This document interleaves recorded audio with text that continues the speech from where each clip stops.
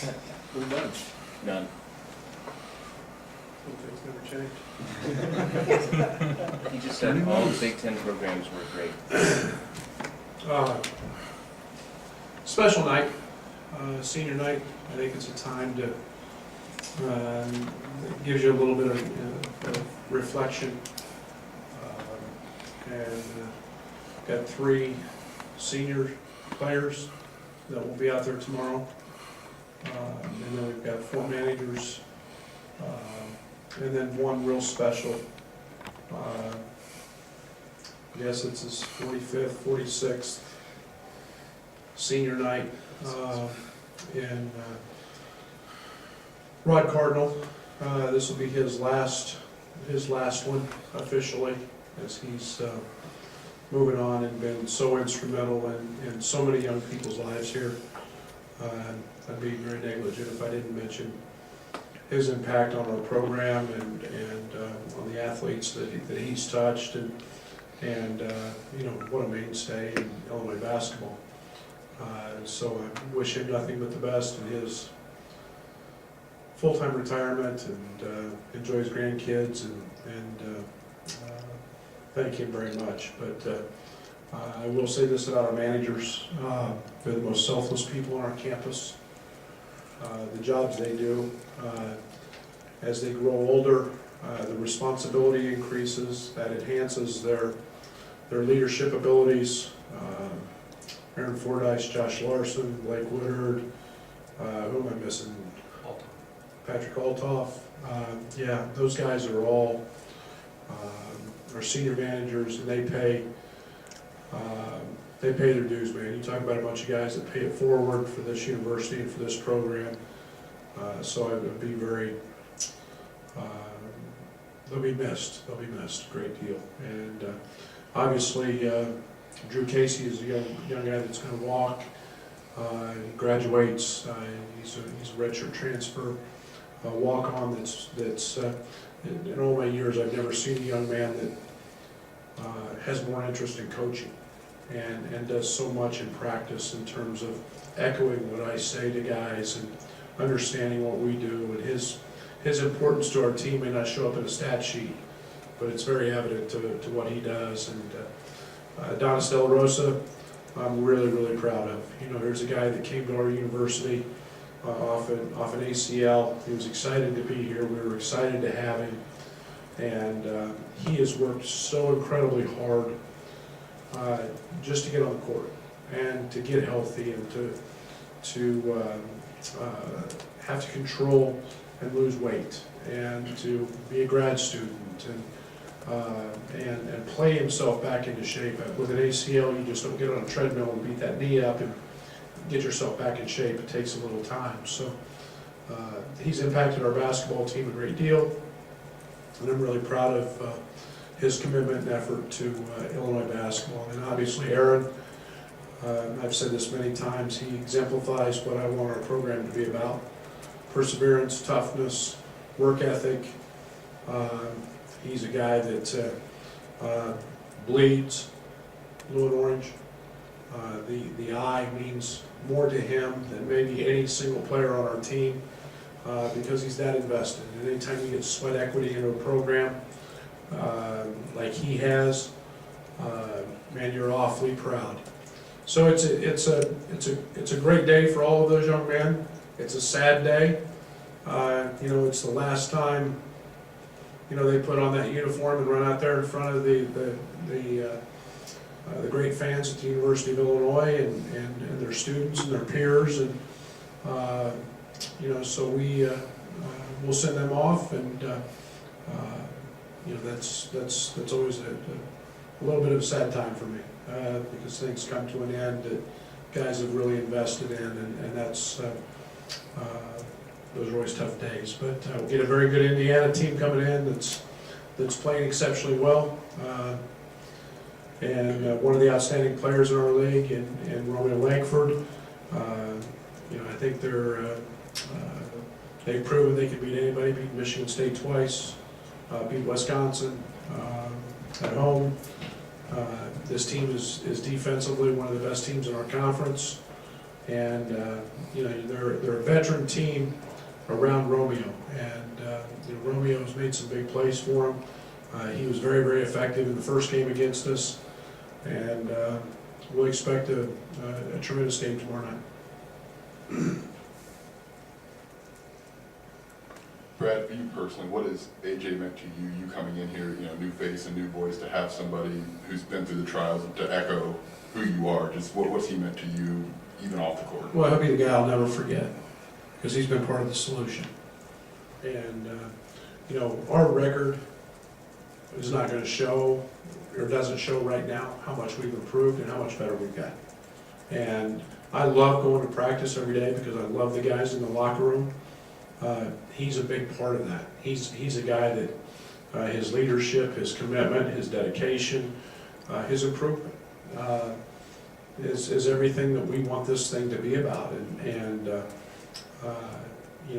if we value his opinions, we value his ideas, and yet he's the first one to step up when guys are doing the right things, and his leadership has just been outstanding. And here's a young man who's is going to make it in whatever endeavor he takes on in life. So he's one of my guys, man.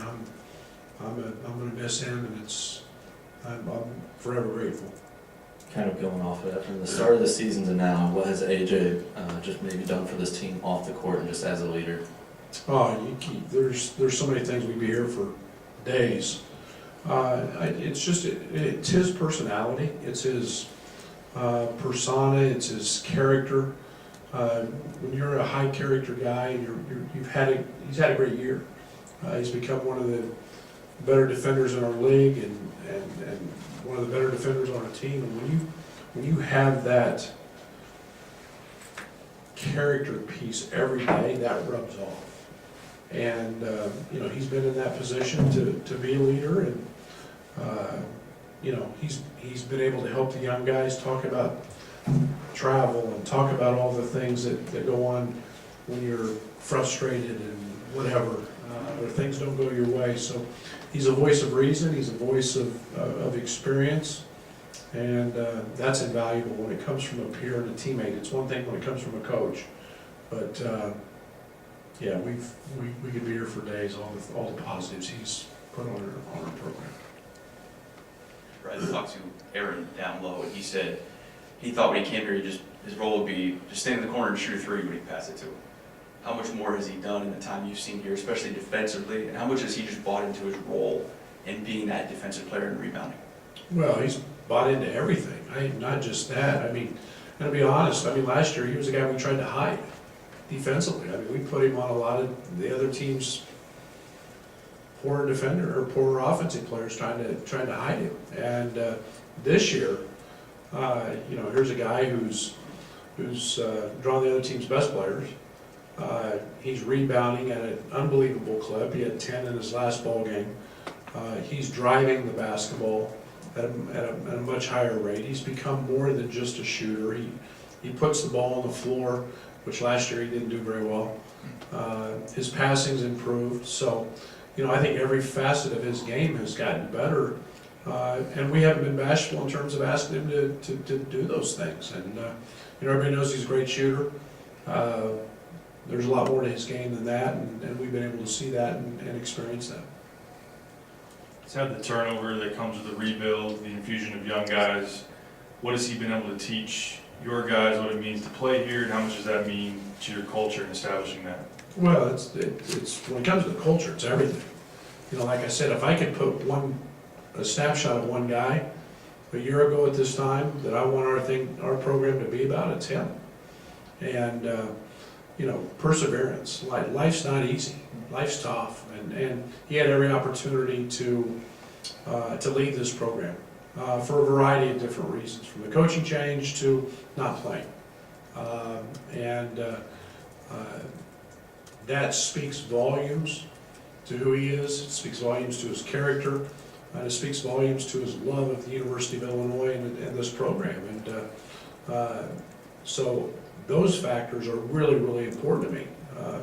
When you want somebody in your program who wants to be here and who loves it and has a passion. I use the term pay it forward a lot. AJ will be one of our best advocates for our program for years to come. It lives beyond his time in a uniform. So, yeah, he's the snapshot, he's the photograph of the guy that talked Illinois basketball characteristics, and that's the one you want. Going back a little bit to when you first met AJ, just what was your first impression of him, and just how has your two's relationship just grown since that? Well, I think you come in with a blank slate when you're new coach. You hear so many things, and you look at a stat sheet and numbers and this and that, and the one thing that I tried never to do was to prejudge. And you know, until you get to know people and find out what they're about, you know, and change is really hard. Change is super hard for 18 to 22-year-olds. It's hard. It's not an easy thing, and yet change can be good. And you know, so I've never judged him. I've gotten, you know, you took the opportunity to get to know him. You heard him voice his opinions, and I listened. And I think it's one of my greatest qualities is I listen.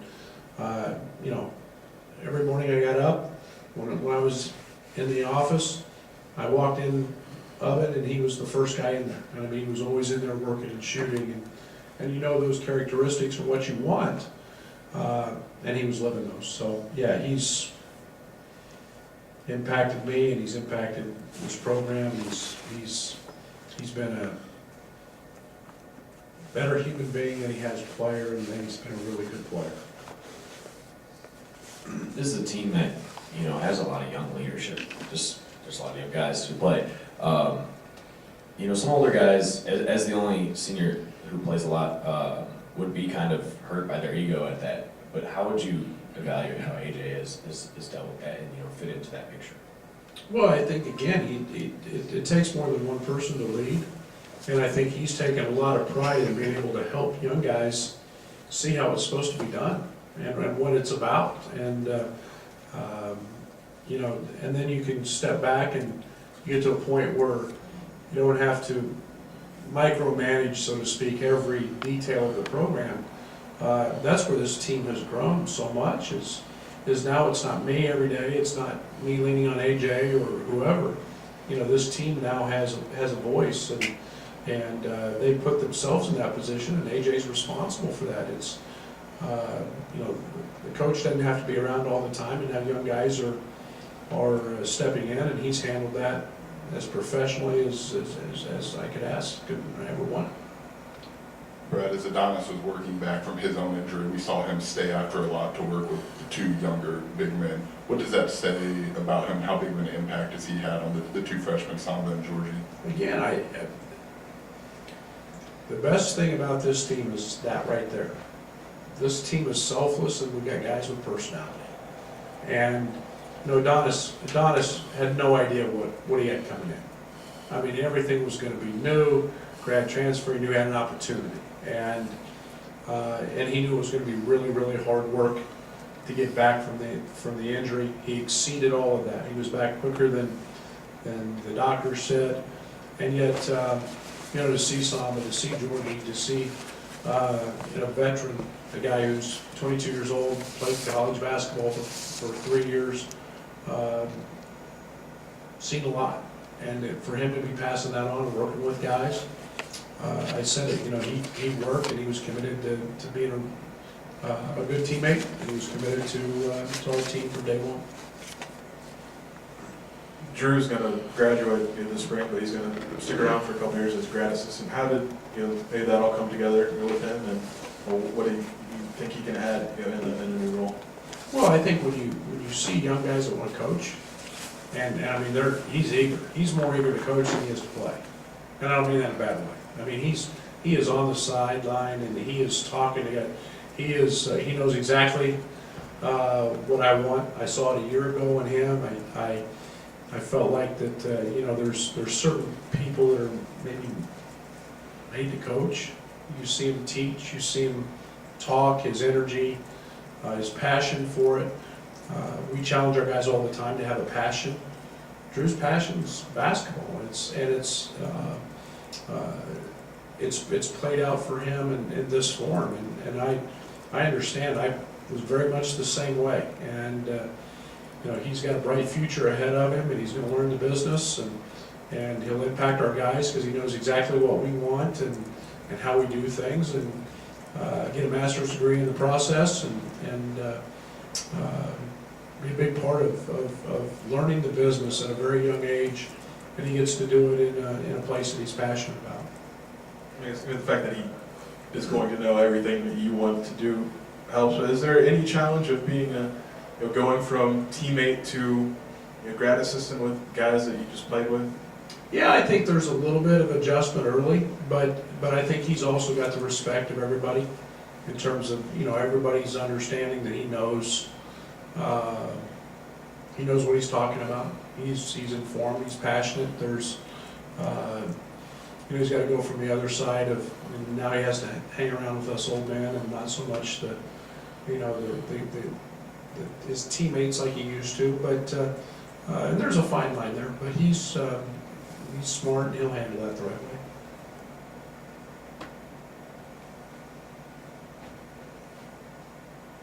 You might already hit on this, but just the rematch with Indiana, especially now that they've gotten back on track a little bit, what do you expect from them this time? Anything different from the first matchup? Well, I think, obviously, I was watching it. They were 11-2, 2-0. It was January 3rd. And here we are 2 months later. And I think we were 4-something.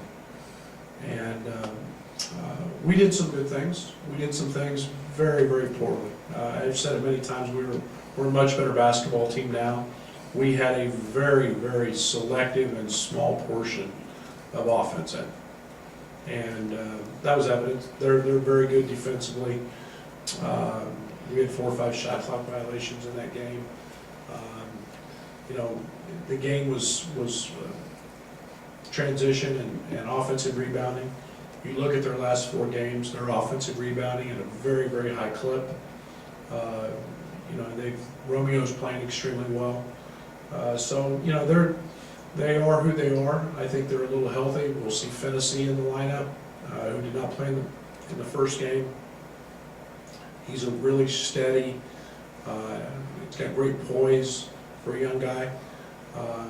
They're fighting for their life. So we'll get a very, very good Indiana team tomorrow night.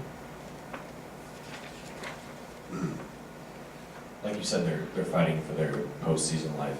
I know you guys want to play in the postseason, maybe as far as you can too, but what would it mean to deal them a blow like that, right here at the end of the season, even given the history of these schools and these fan bases? Well, I don't worry too much about that. That's for all you guys. I'm worried about winning the game and trying to help our team position itself the best we can for postseason and the Big Ten tournament, which I'm, my goodness, I don't know how you pick a team to win that. You've got, I don't know right now whether you're better off playing the top 4 teams in the league or the bottom 4. And I think that's exciting for the fans, and it's exciting for all of us. You want to be playing your best. We played probably our best half of basketball all year in the first half against Northwestern. With both ends of the court, we were tremendous. Our defensive efficiency was .68, which is the best we've had, or .7. We had .68 in a couple different areas. So it was exciting to see that, and that's what you want to ask for as you head into the tournament and the next game. And so I don't worry about all the other stuff. We're going to show up and play as hard as we can play, and try to have one more point on the board at the end than they do. You talked about Indiana and their defense and how well Langford's playing right now. He was a big difference in the second half in that first matchup. What's maybe a different attack, or what's the game plan for slowing him down? You think I'm going to tell you that? Probably not. You're exactly right. It would help if we could keep him off the foul line as much as we put him on.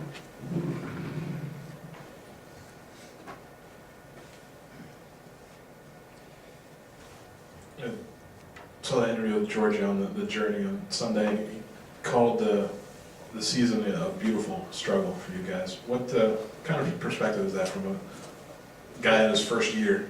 Pretty intelligent, isn't he?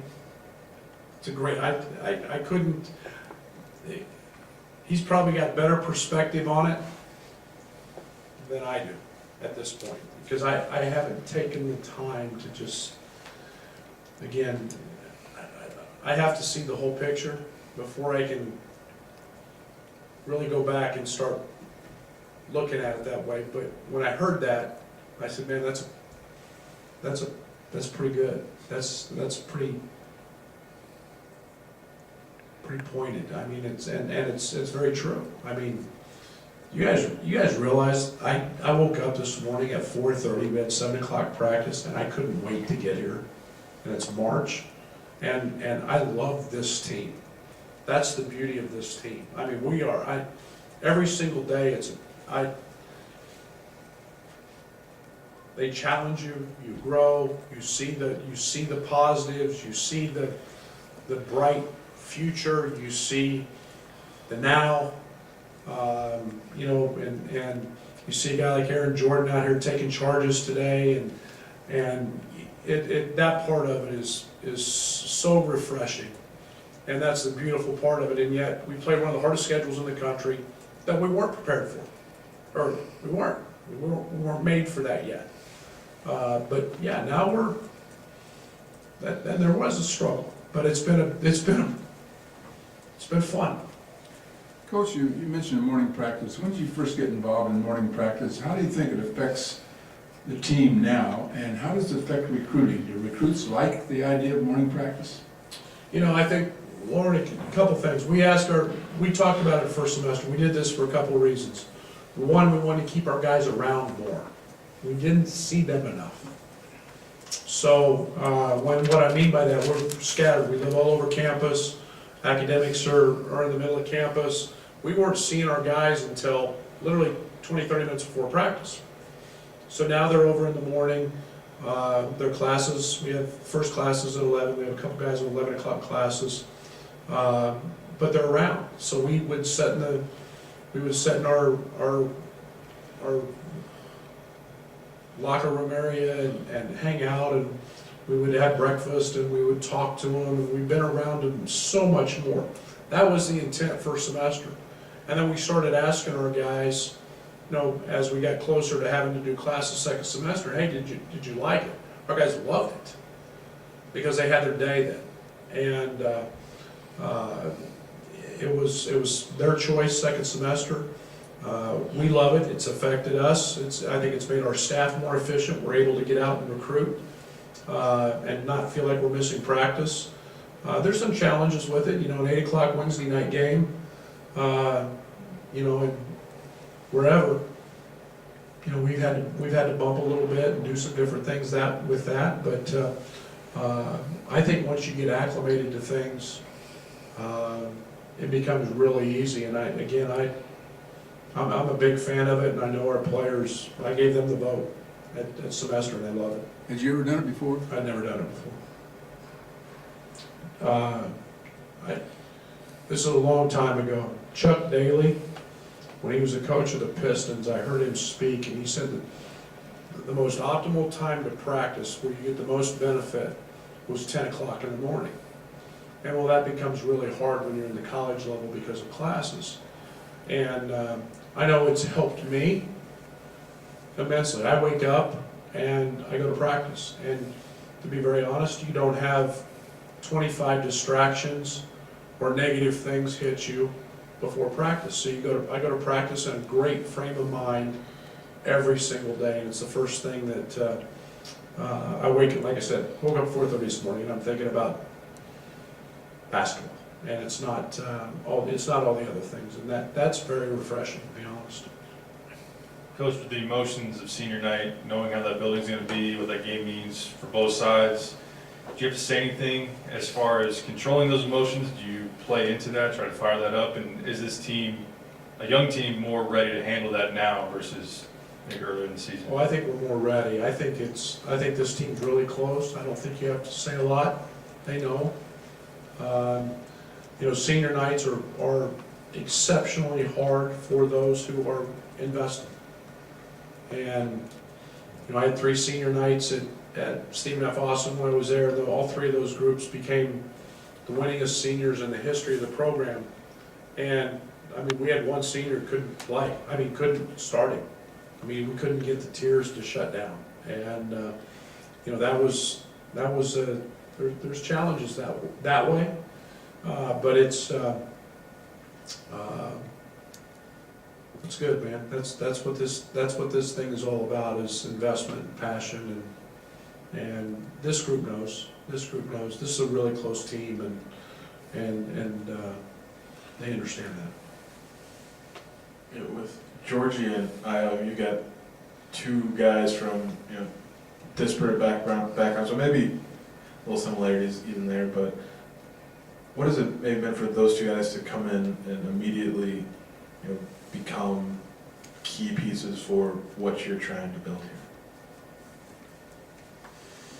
You know, I mean, I think it's they've both been able to handle, because they're talented, because they were at a different place, maturity level than a lot. I think it's been a lot of young guys. I think it speaks volume about their character, how mature they are. But